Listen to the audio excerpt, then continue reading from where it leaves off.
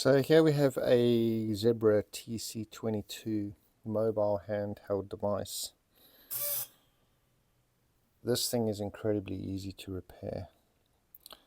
First thing you want to do is just take this battery off. Right, so you got no power. You can see there's a reference on the inside. Then all you want to do is you just got to heat up the screen, right? Put it face down, and then get a suction cup, something like that. I mean, it's not going to suck on you exactly perfectly at this stage because it's got a crack in the screen, but I've already managed to get the screen off. There we go, you can see. Let me just take a trim with a little bit of alcohol around the edges. Here, let's move this out the way. Get this battery out the way. Keep your workspace nice and clean. Keep your workspace nice and clean. So I had this screen off earlier, but I wanted to do the video, so there we go. So once you lift the screen up, you can see that it's just connected on the inside.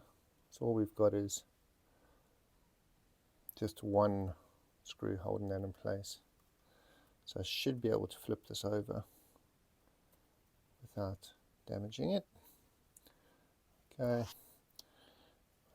And then let me just have a look and see what size screw that is. Yeah, it's just a standard Phillips. Let's get that out of there.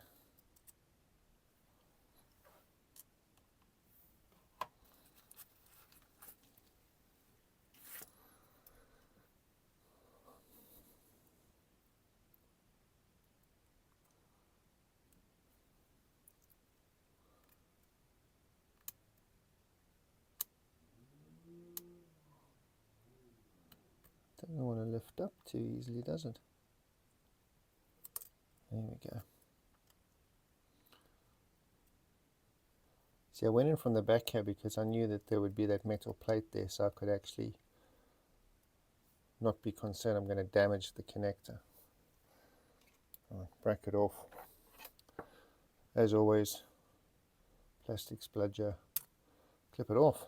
That's it. Not complicated. So the replacement screen, which I ordered from AliExpress, you can't get these screens anywhere.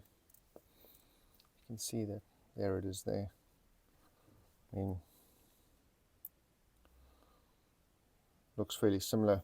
But notice here, like you've got a lot of place down here where you can place glue, and also you look in the edges. Those of you that are used to doing repairs on mobile phones, you know that you never even get that much space to put glue. And the other thing up top here, of course, is you've got plenty of space up there. The only thing I'd say is that I haven't had a look at this yet, so let me just inspect it, and then I'll go through if there are any sensors up top here which you need to think about when you're putting glue and so forth. Yeah, so just looking at this, what you got up top here, so you've got two sensors there. There could be light sensors.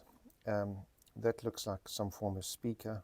There's a camera here, and there's some type of sensor here as well, which you can't see, but when I lift up the screen a bit closer, you can see those holes just above where essentially the speaker would be. So there's something is sensed through here as well. Not quite sure what it is.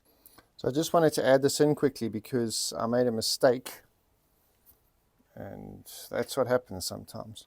So you see this little grill here, that has to come out of the original screen and go into the new screen.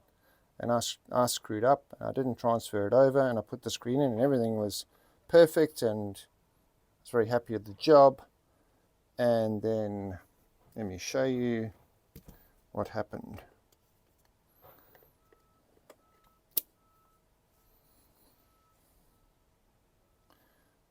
because I had, there you go, nice damage to the backlight. So that's life, that's what happens. At least you won't make that mistake. Don't forget to transfer that across.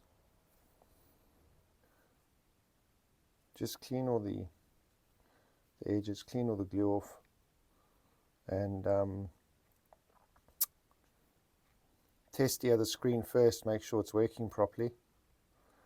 And then I will either use some glue or we use some Tessa tape on the inside here.